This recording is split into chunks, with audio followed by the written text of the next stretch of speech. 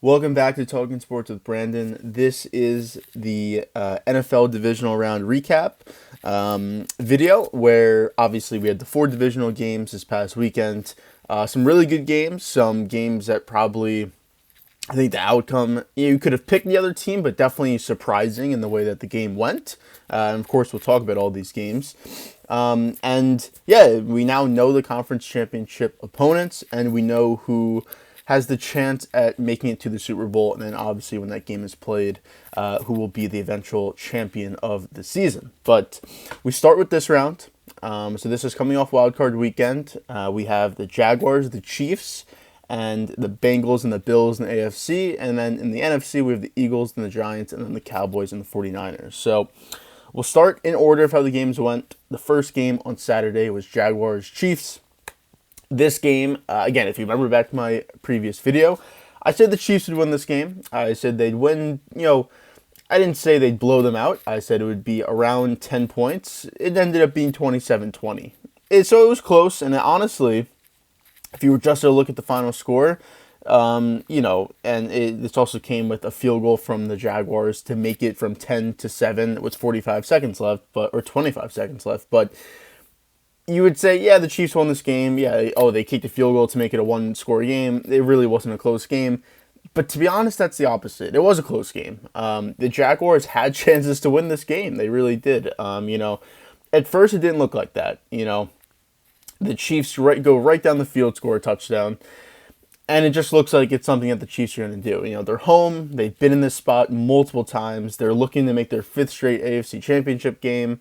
They're playing a young team that was just down 27-0 the week before. Even though they came back, they're not playing the Chargers this week. They're playing the Chiefs. So it just looked like as soon as they went down, got that touchdown, Mahomes looked great. Kelsey was looking great. He's the one who scored that touchdown early. It just looked like, all right, the Chiefs are going to do what the Chiefs do. The Jaguars may keep it close, but it's not going to really be a contest in this one. But again, that was the opposite. The Jaguars answered right back with a touchdown. And then I can't remember if it was the next drive or, one of the next two drives that the Chiefs had. Patrick Mahomes gets injured. He injures his ankle. It's a high ankle sprain. At the time that it happened, it looked really bad. So the fact that it was only that was, great news. But it could have been worse. Definitely the way it looked. So he throws the ball. Guy behind him just kind of falls on his leg. It could have been like a broken leg. It could have been some nerve damage. It could have been an ACL, an MCL, anything. It could have really been anything or something in the ankle. Turned out to be a high ankle sprain. So again, not the best news, but not the worst news. He does have to come out, and he actually is able to, when he does come out, and he wants to come back in. They don't want to risk it. They want to at least bring him into the locker room, just see how it's going, see what it looks like.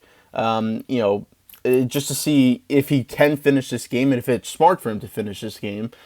He is able to come back later in the game and finish it, but he does come out. So the rest of the rest of the first half, which he probably came out, it was about halfway through the quarter, somewhere around there. So it left for one final drive for the Chiefs, which it was Chad Henne who was engineering that drive. He's been the backup for them. If you remember the Browns Chiefs playoff game from a couple years ago in the same round, the divisional round, when Mahomes got a concussion. Henne was the one who came in and had to get those big first downs to eat up more clock and then eventually finish that game. Because the Browns, again, it's kind of a similar situation where, the Chiefs, if, they look like, that game was closer. It was more towards the end when Mahomes came out and it was a closer game, but it's still the chance for the Browns to come back and win it. Especially with Henne in there, who knows what could happen. That one, again, a little bit different. So right towards the end of the game, you try to get one or two first downs. This one, it was the end of the first half. So, and you didn't know if Mahomes was going to come back. Imagine he didn't come back and it was Henne the rest of the way. Could have been problematic. But in Henne's, in his defense, his first drive that he comes in, he gets the ball at the 2-yard line after a punt from Jacksonville and goes 98 yards down the field for a touchdown. I mean, you could not have asked for a better drive. There's NFL quarterbacks who don't put up that kind of drive. So the fact that he was able to put up a drive like that, lead them right down the field, 6 minutes, 12 plays, just using the guys that he has. He was using Kelsey. He had a big run from Pacheco, I think a 40-yard run that really helped. But he was just doing the plays that he needed to do. Each one was 8 yards, 6 yards, 10 yards, 7 yards. That's just moving the ball down the field. And that's what he was doing. He was reading quickly. He was getting the ball out. I think he even made it maybe a play or two with his legs. And he just did enough. And then it eventually got down to the goal line. And it was a Kelsey pick play that went for a touchdown. So he did what he had to do. And again, at this time, we don't know if Mahomes is coming back. He's in the locker room. We're hearing questionable to return. We kind of know what it is, but we don't exactly know what the injury is. But he does eventually come out for that second half where it's 17-10 Kansas City. It goes punt, punt, punt. Just, both teams had the ball twice. They both punted twice. Chiefs get a field goal. Then it's a touchdown for the Jaguars. So all of a sudden it's 20-17 and it's the fourth quarter. But Mahomes leads a touchdown drive. This is what the great teams do, the great quarterbacks do. 10 plays, 75 yards, 4.5 minutes off the clock. When you need a drive like this, they put that drive together. Because again, a field goal, it's still one possession game. If you punt, obviously, the other team can take the lead, tie it up, whatever they want to do. So many different things can happen. The Jaguars seem to be just staying in enough. You let a team like that stay in it, just keep lurking in the deep, they're going to come back and bite you in the end. But again, Mahomes and the Chiefs put that one away, at least for this drive, by getting the touchdown. Just go right down the field, eventually get an MVS touchdown in the back of the end zone. Again, Mahomes, he's hobbling, he's throwing. Every time he's throwing the ball, it's his right leg. He's throwing it, kind of jumping in the air, trying to get his right leg off the ground. So he's clearly bothered by it. And the fact that he put up this drive with the injury and just everything that he was dealing with was super impressive. The fact that he could do that and still basically be, even with the injury, one of the best quarterbacks in the league. So again, it's the talent. It's just what he does on the field. And that was just a huge drive because the next drive for Jacksonville, again, 27-17 now, they go all the way down the field, get all the way to Kansas City's 9-yard line. It's a 3-yard pass to Jamal Agnew, and he fumbles. He just fumbles. He's trying to make the play. He's at the 6-yard line. It's 1st and goal. He's trying to make a heroic play. Fumbles the ball. Chiefs recover. 5.5 minutes left in the game. You knew it was over. Maybe they had a chance and get a stop, get the ball back, but that was it. You're at the 6-yard line to make it 27-24. 5 minutes left in the game. If you get a stop, it's a 3-point game. It's kind of very similar to the game the week before, where instead of when they went for 2 the one time to make it a field goal would win the game, this would be a field goal would tie the game. Very similar situation, but they fumble, and that's just what they didn't need. They hadn't had a turnover all day, and in the biggest moment, again, it's a young team, it's everything like that. When the biggest moment though, right at the goal line, 6 yards away, they fumble. Just a huge blow to what was going on. They do force a 3-and-out with only a minute off the clock, but then 2 plays later, at the 50-yard line, still 3 minutes, 55 seconds left, still a lot of time. Lawrence gets intercepted.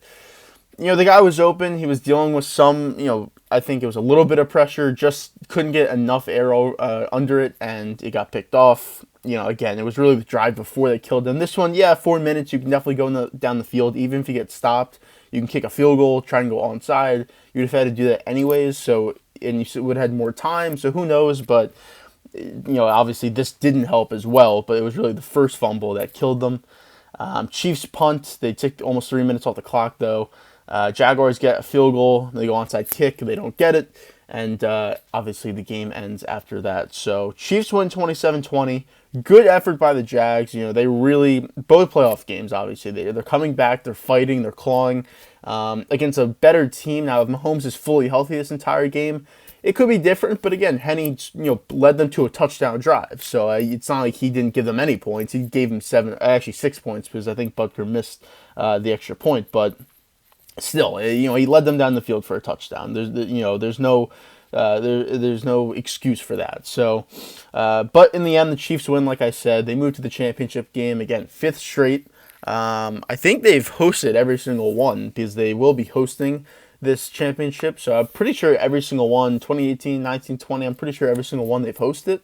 So that's impressive of itself. Only one Super Bowl win, to be fair. So you really need a second one for this run.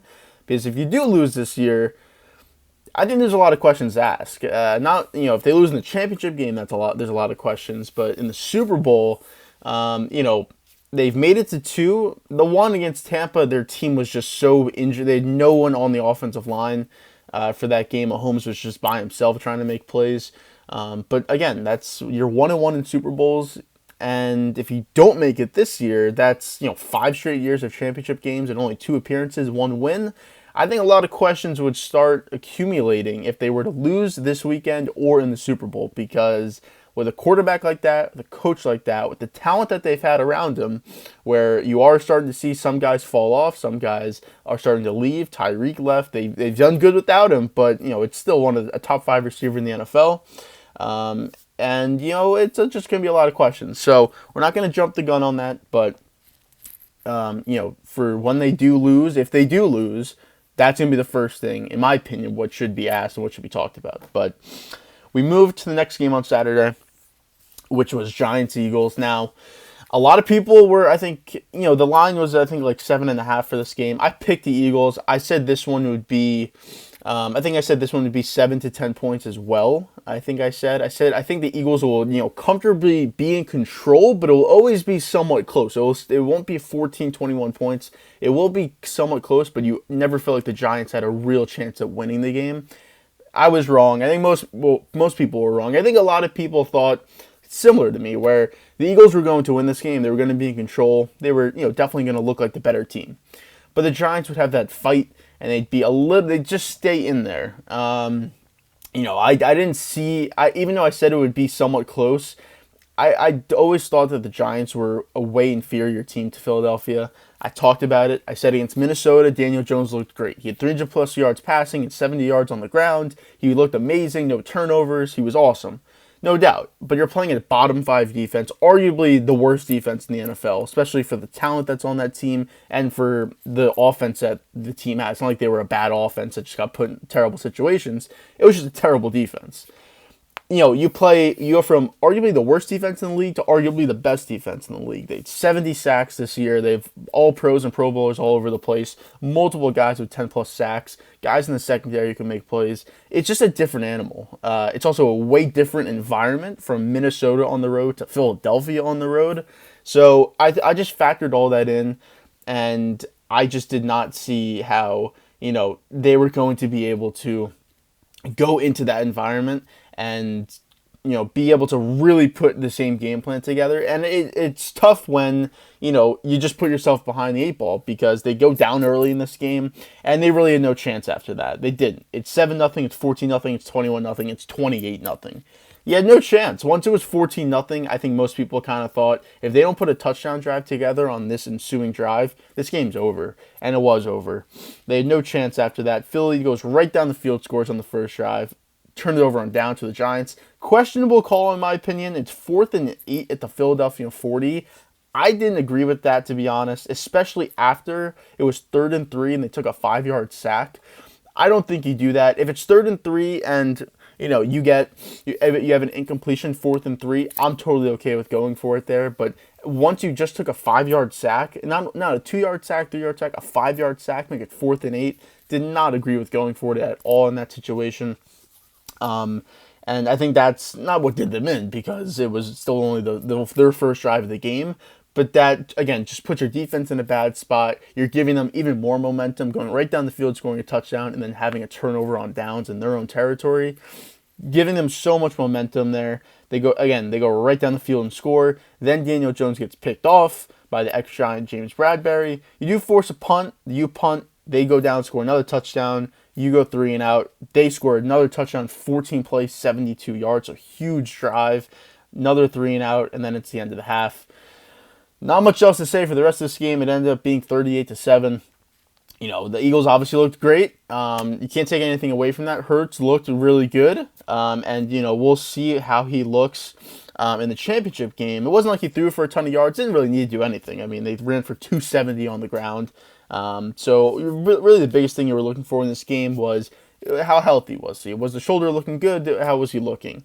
I think he looked pretty healthy. Now, he even admitted that he's not even close to 100%, and the injury was probably a little bit more severe than you originally thought it was. Just a shoulder sprain. He finished that game against Chicago, and it's already been a month since then, maybe even a little bit more.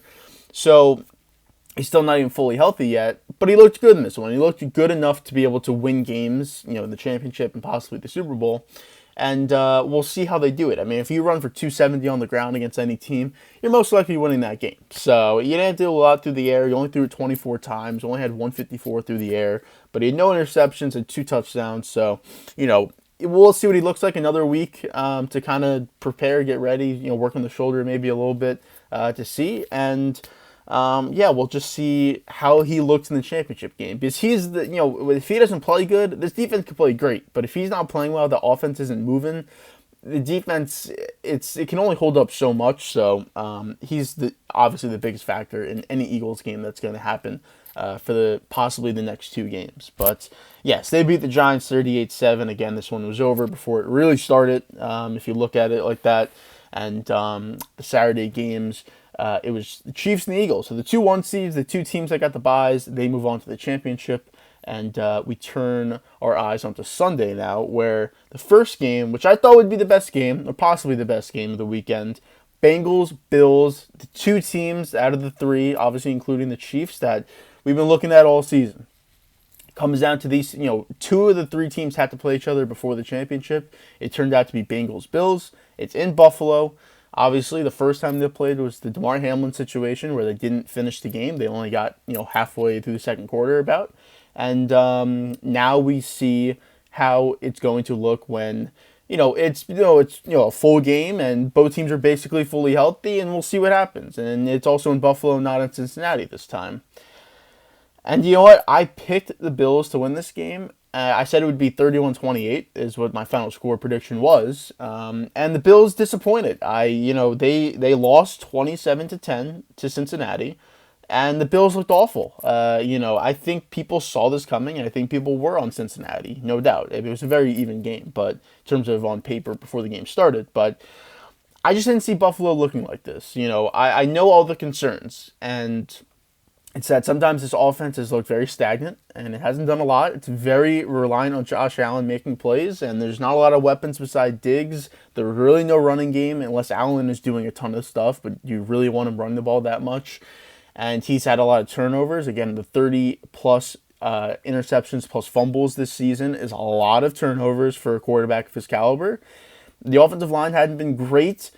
The defensive line hadn't been great since Von Miller got injured, and the secondary is dealing with a lot of injuries. So there's a lot of problems and a lot of things with this team. I thought that this team had been in this situation the last couple of years. They wanted to face the Chiefs again, make another championship appearance, see what's going to happen in that game. I thought they would just come out way more ready. I think they were just unprepared. They weren't motivated for this game. They came out flat. And at a home game where usually they're very good in Buffalo, they just got outplayed. Cincinnati just absolutely outplayed them in every single facet of the game. And that's what led to 27-10. I mean, the Bills had no chance. They really didn't have a chance in this game. The Bengals get the ball first in this game. They go right down the field and score a touchdown. And maybe you could even see it from early in that game. But, Jamar Chase is wide open on the touchdown. No one even near him. It's Jamar Chase. He's absolutely wide open. Bills go 3 and out. Josh Allen misses Stephon Diggs on this drive. He's Stephon Diggs down the field for at least 25 yards, maybe more, depending on if he can make just one guy miss because he blew by the secondary. That's a big play right there. Josh Allen misses him. There's a little bit of pressure on him on that throw, but it wasn't crazy amount of pressure. He easily could have made that throw, just overthrows him. That's a big miss because it turns out, obviously, Bengals go right down the field and score a touchdown. 14-0, just like that. Again, moving the ball just right down the field, marching it up and down the field. No problems really at all. The biggest thing I thought going into this game was the Bengals' offensive line. They're missing 3 starters out of 5 on their offensive line. I know the Bills' defensive line had really struggled, and I mentioned that in the previous video. But I said if there was a time for your defensive line to heat up and get going, it was this game. They're missing 3 out of 5 guys. You got to get guys at the quarterback. If it's bringing blitz, you bring blitz. You got to do something, though. they couldn't do anything. I don't know if that's credit to the Bengals' offensive game plan or just the guys just couldn't make plays on the defensive side. But the Bengals were getting the ball out quick. Burrow was making quick reads. He was just hitting guys that were open, moving the chains, moving the ball down the field. That's what you got to do. Zach Taylor knew his offensive line was beat up. He knew that if he took five-step drops, seven drops back, that pressure would get in his face. And he knew that he had to go quick, had to make quick decisions, get the ball out, and just keep moving the ball down the field, put us in good situations on third down, and make plays. That's just what they did. So they go up 14-0 early. Bills do capitalize. They do get a touchdown. But it took 15 plays to go 75 yards, almost 8 minutes off the clock to get a touchdown, and eventually ended with an Allen rushing touchdown. So you could just see, even though they scored a touchdown, you could just see how hard it is for them to score a touchdown. 15 plays to go 75 yards, 8 minutes off the clock. That's a lot of time, a lot of effort on that side of the ball trying to get it in the end zone. They do, but it took a lot. Bengals answered back with a field goal of their own. Took 5.5 minutes off the clock to get a field goal, make it 17-7, and that's what the score was going to half. So it's not out of the question they can come back 17-7. Bills haven't looked great, but it's still a 10-point game. They ended off the half better than the way they started it, obviously. So you feel okay. We have a chance. And to furthermore that statement, they go out of halftime, they get a field goal. 14 plays, 65 yards, but again, 7 minutes off the clock. It feels hard for them to score. That's a field goal. It's not a touchdown. It's a field goal that took 7 minutes off the clock to get. 14 plays to go 65 yards. That's just a lot of time, a lot of effort, a lot of things that you have to do. They get all the way down to the 7-yard line, and at 4th and goal, they had to kick the field goal. So they do make it 17-10, but then the Bengals answer right back with a touchdown, make it 24-10. Again, just moving right down the field. They even get stuffed at the 1-yard line. It goes all the way down to 2nd and goal, but they ran a couple plays because of penalties, and then Mixon punches it in with a 1-yard touchdown. 24-10. Again, still early in this game. It's the end of the third quarter, but if you were to put a touchdown drive together, it's a 7-point game. Bills go 3 and out. Bengals answer back with a field goal to make it 27-10.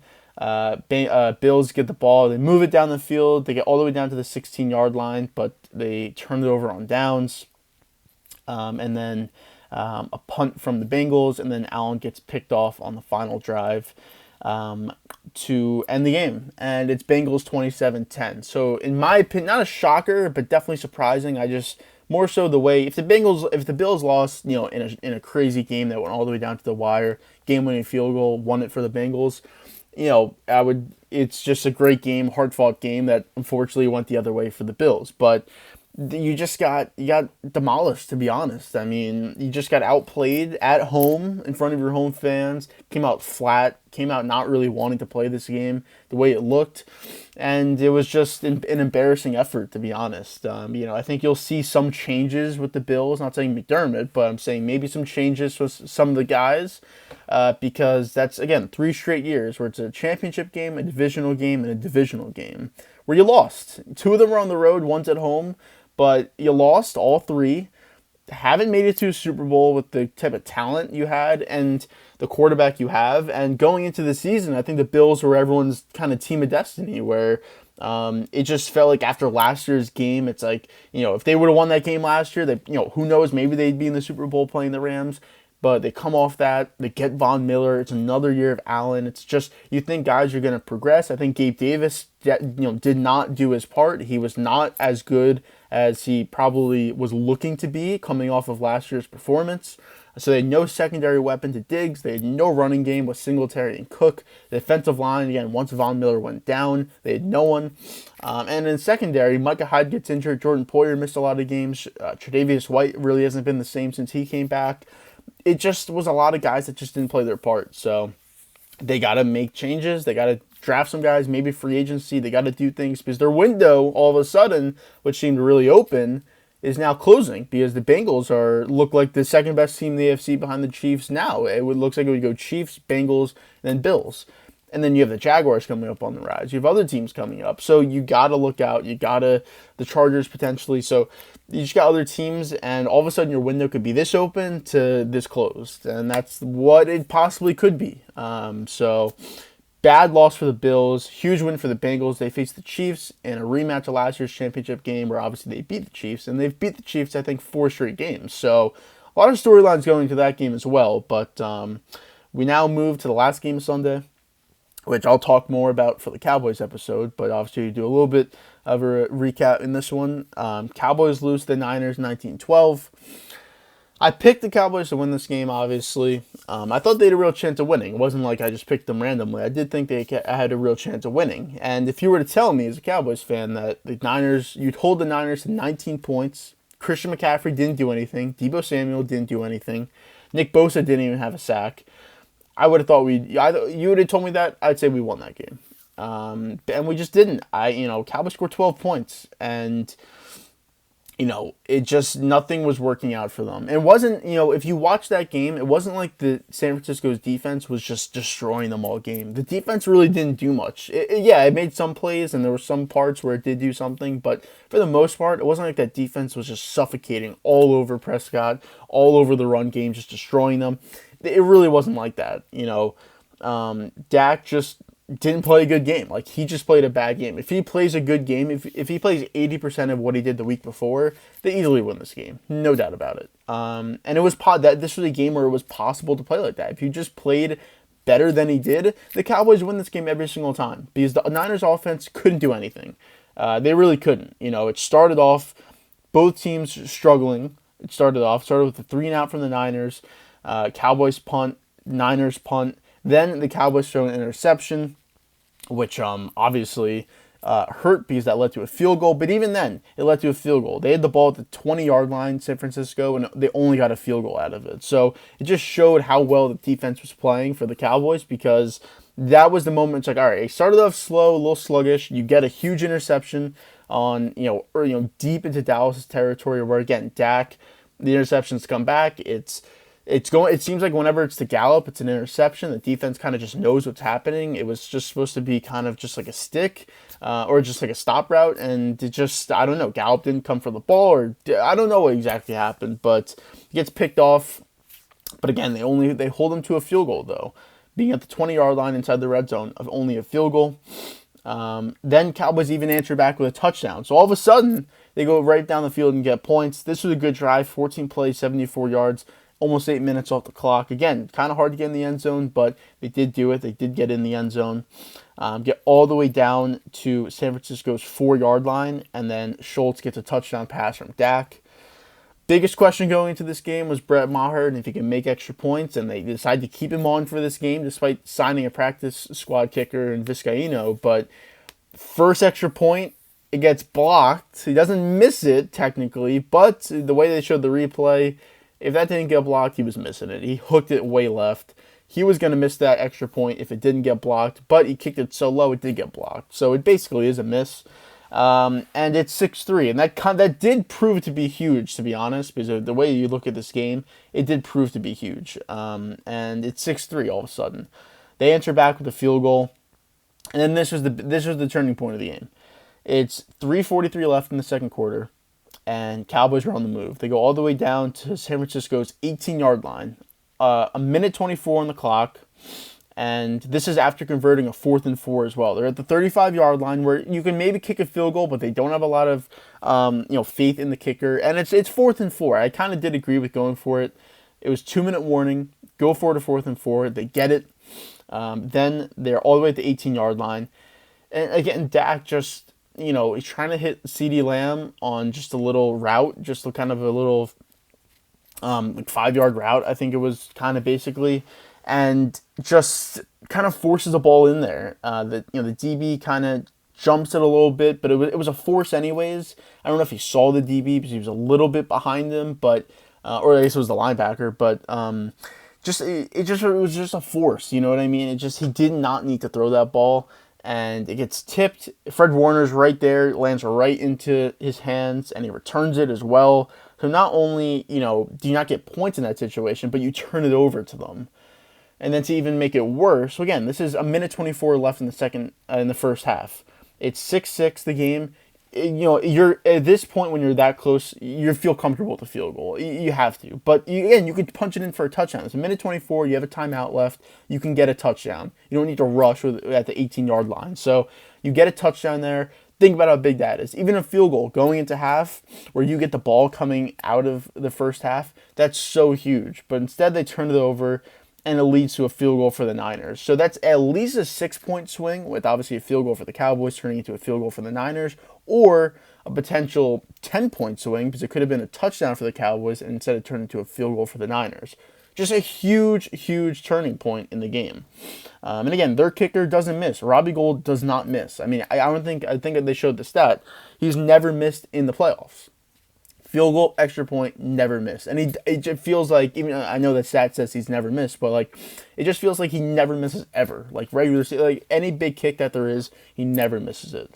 Doesn't have the biggest leg, but he always tends to make them, and he's always accurate. It's just crazy. So that's the difference having a really good kicker, is that he can just make every single kick. But that's a huge swing. It's 9-6 coming out of half. Dallas punts. But on that punt, they force a muff, or they force a fumble. They punch it out of the return, Ray McCloud's hands. Get it all the way at the 21-yard line of San Francisco. I mean, you have to score a touchdown here. So again, this is another big point in the game. You have the 21-yard line, very similar to what they had off the first interception, where they had it at the 20-yard line. You had the 21-yard line, you get all the way down to the 6-yard line. You go -1 on second and goal. Then you go incompletion on third and goal. And then you have to kick a field goal. You had to score a touchdown there. Yeah, you tie the game. But a huge break like that, where a team that doesn't turn the ball over really at all turns it over, and you get it inside the 20, you have to score a touchdown there. So again, another missed opportunity. Despite getting a field goal, it's a missed opportunity. You force a 3-and-out. You basically go 3-and-out, despite having a huge 40-yard play. Now, this is a drive where you need it points. It's 1st and 10 at the 9-yard line, and you hit CeeDee Lamb for 46 yards over the top. With a pass, it would have been pass interference, but he still caught the ball anyways. You're all the way at San Francisco's 45-yard line. You go incomplete, you go 5 yards, then you go incomplete on 3rd and 5. You had to get points. You had to get a field goal there. So that could have made up for possibly not getting a touchdown on the drive before, is getting a field goal there. You're all the way backed up. You had a huge play over the top. Again, that's where you can beat San Francisco, is over the top. And you can't get anything done. You're forced to punt. You pin him at the 9-yard line, but this is the one drive they put together. It's the middle to end of the third quarter, and they go 10 plays, 91 yards for a touchdown. And you could just see it happening. First play, it's a offsides, where we really hadn't had a lot of penalties, but that's an offsides right there. McCaffrey for 7 yards. Again, he didn't do anything.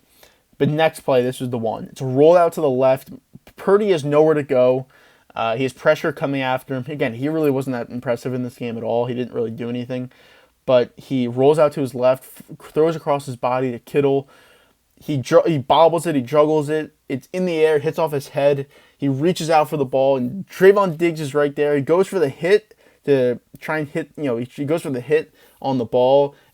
Kittle just takes the ball and brings it into his body, and Diggs just misses him like that. I thought Diggs could have made a better play on the ball instead of doing what he did. But of course, they catch that ball. It makes a crazy circus catch 30 yards down the field. You could just see it happening though.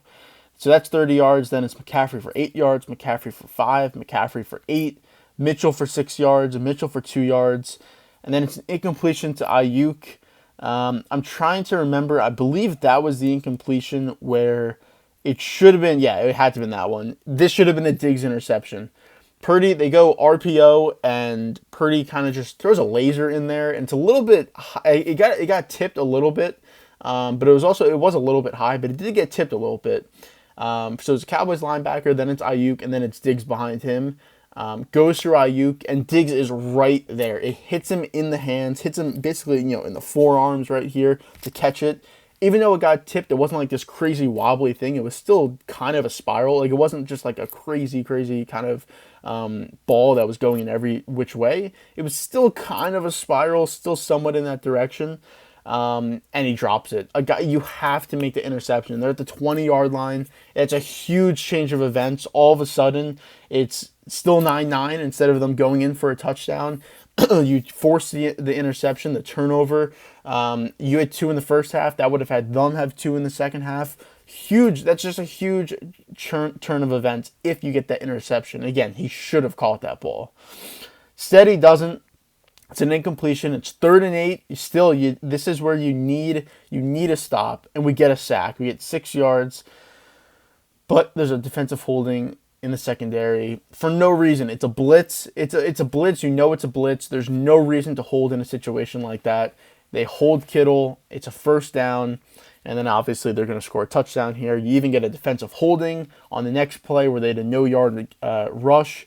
They get 8 yards from Juszczyk, and then McCaffrey gets a 2-yard touchdown. Again, just look at all those miscues and those possible plays that if they went the other way, this game would be different. So instead, they get a touchdown, make it 16-9. Cowboys get a field goal to answer back. Niners get an 8-minute drive. This was 11 minutes left in the fourth quarter. They put it together an 8-minute drive to go 64 yards. That's just great clock management, That's killing clock going all the way down. Again, that drive started with 11 minutes. The Cowboys don't get the ball back until 3 minutes left. I mean, you know what I mean? You have to stop them. Do something. Even if they get the 3 points, you can't let them take that much time off the clock. But I want to go back to the previous drive because there was when they kicked off after the touchdown, Kevontae Turpin had a touchdown. He was having good returns all game, and he had a touchdown. He had one blocker in front of him who was blocking a Niner, and then you had the kicker, who was basically like right next to the blocker. So it was basically right in front of him, directly in front of him. He had a blocker and a Niner defender who were going at each other, and then the kicker a little bit next to them. He could have chose to go left or right, so rather cut back inside to the middle of the field or cut all the way outside to the boundary and then run it up the sideline. He would have had a touchdown either way. Even if it wasn't a touchdown, it was at least another 20-plus yards at the minimum. You know what I mean? And he already returned it 44 yards. But it was going to be a touchdown. Instead, he chose to just run right up the middle. Or run right at the blocker and the defenders. Instead of cutting it to the left and the inside or cutting it outside and going on the boundary, he decided to run right at the defenders, gets tackled. Still a big return, but imagine that's a touchdown. Takes no time off the clock. You get a touchdown to tie the game right back up, and then you're forced in San Francisco to go down the field again with more time on the clock. It's just a different game. Again, those are huge opportunities. Like if you just make one play here, one play there, it's just different. So, but we do get a field goal, but that could have been a way better drive. It should have been. Again, they get the really long drive, you get the field goal. We go 3 and out. You needed a drive here. 3 minutes left in the clock. You needed a drive. It's incompletion to Schultz, incompletion to Gallup, and then a sack for no yards. You had to punt. You needed it. You needed a drive in that situation. You didn't get it. You forced San Francisco to punt the ball back. You get it with 51 seconds left, no timeouts, and you have it all the way at the 6-yard line. So it's not looking great, obviously. And then it's Schultz for 9 yards, and then it's incompletion. There's 10 seconds left all of a sudden. We'll see what happened was it was 33 seconds left on the clock, and you get the Schultz completion for 9 yards. But they said he wasn't out of bounds, which I personally didn't agree with. The rule is if you're going parallel or upfield going out of bounds, the clock will stop. If you're going backwards, then the clock it won't stop, and it'll be as if you're tackled in bounds. He was going parallel to the sideline, and then the defender drove him backwards. I don't know. I thought that he was clearly heading out of bounds. I mean, I guess you can argue it. He didn't make an effort enough. He kind of pulled up a little bit, and then that's what allowed him to kind of get driven backwards. If he made the effort to get straight out of bounds, then maybe it's different. But they went from 33 seconds on the clock to 14 seconds on the clock, and instead of them spiking it, they decided to run a play which did nothing, and it wasted 4 seconds. I thought they should have spiked it. They could have saved at least a couple more seconds. Downs doesn't matter at that point. I mean, obviously you're going for a 4th down anyways, so I would spike it. Then they hit a big play. They get a 15-yard play to leave one play left in the game. They get a 15-yard pass to get all the way to their 40-yard line. So you have a chance at Hail Mary. You have a chance. But Schultz, again, another miscue from him, and just kind of the theme of the game and the season, to be honest. But wide open on the sideline, no one near him, just a perfect pass right to him, and he doesn't get his second foot down. Just as nonchalant as you could be, just only 1 foot down, doesn't even come close to getting the second one down. Is ruled inbounds, and then they review it. He's out of bounds. Instead, they're all the way at the 24-yard line. They do this dumb play, and it doesn't work. And the Cowboys lose. So I even talked a little bit more than I really wanted to in this video. Again, you'll hear more in the Cowboys video and the end of the season kind of wrap-up video. But the Niners win. Again, they looked beatable in this game. Like, you can play a defense against this offense and beat them, and your offense can beat this defense.